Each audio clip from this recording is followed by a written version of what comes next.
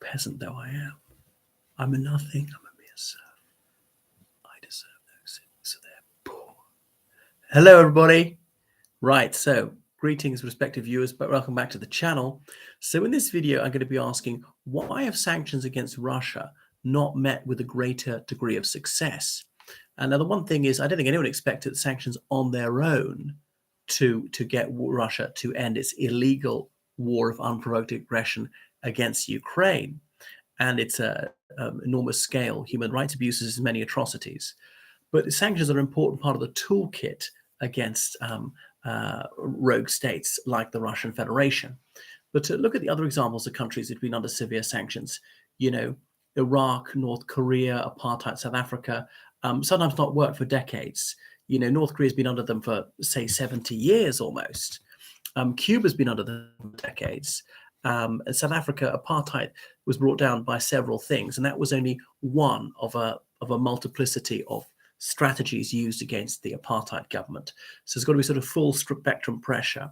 Yes, it can make life difficult and uncomfortable for a regime, but it's seldom felled by sanctions alone. Look at Iran. I mean, come to think of it, is there a single regime which has been brought down by sanctions only?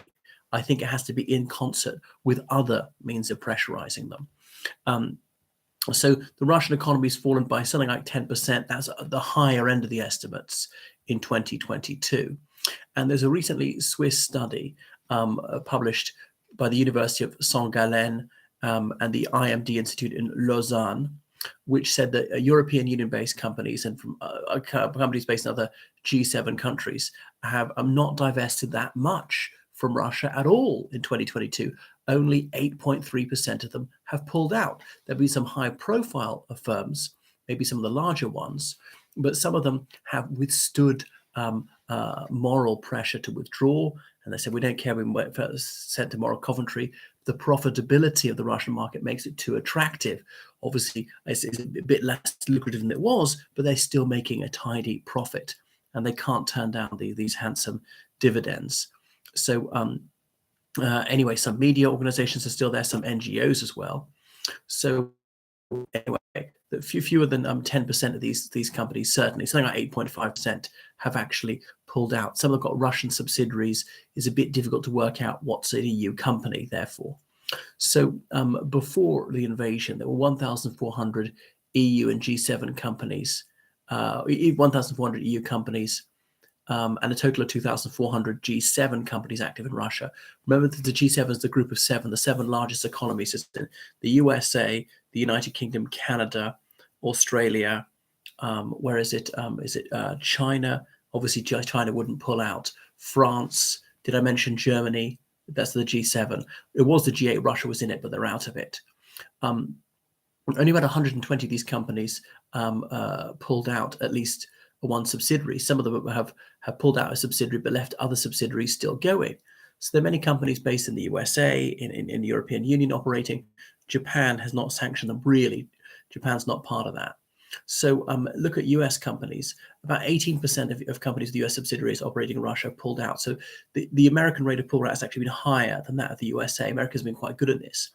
15% of Japanese companies have divested, which is much higher than the EU average. Now, Germany, that's been quite bad on arms, has been pretty good on this. Almost 20% of German companies withdrawn, and so on.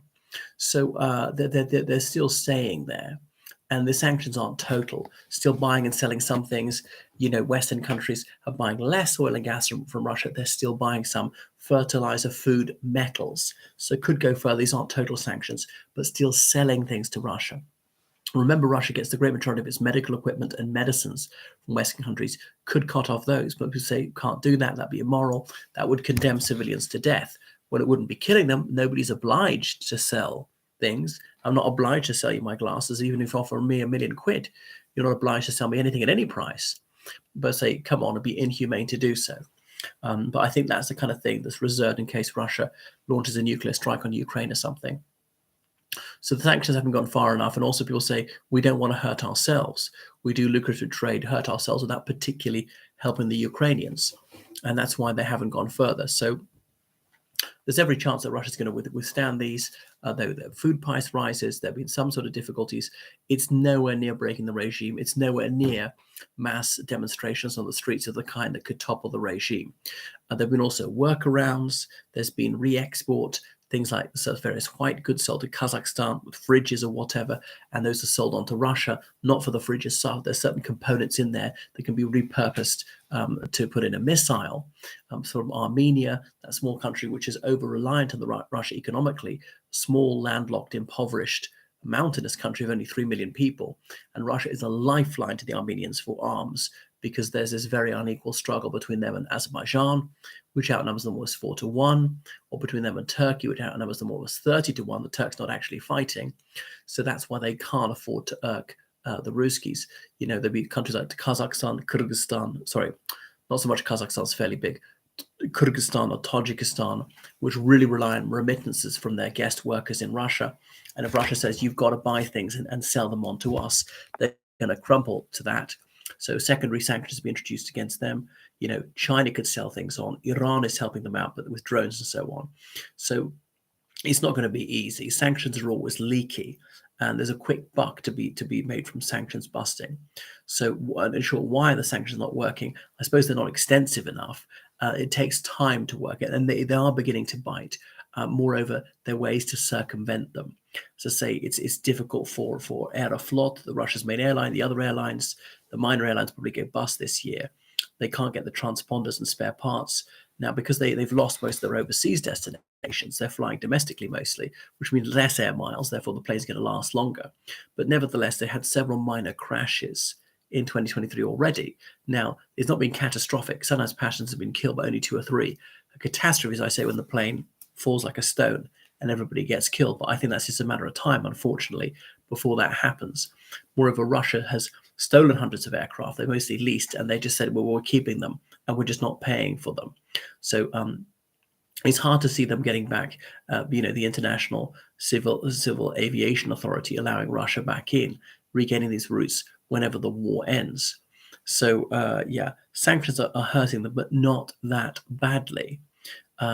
And all these Western brands going, I think it's important psychologically, the moral isolation, to recognize that things have changed, that this time you've gone too far, that no, you can't get your luxury goods, could go rather further. There are plenty of Russian students studying abroad. So I don't perceive much desire to tighten the sanctions. There have been several rounds of sanctions, not for a couple of months, of really smart sanctions target individuals, not the long-suffering ordinary Russian citizens or pure dupes of state media, which is pumping out poison every single day. Anyway, so thank you for watching my channel. Please subscribe on Patreon, donate on PayPal, georgecallahan79@gmail.com. That's all small letters. Callahan spelled CALLAGHAN. Goodbye.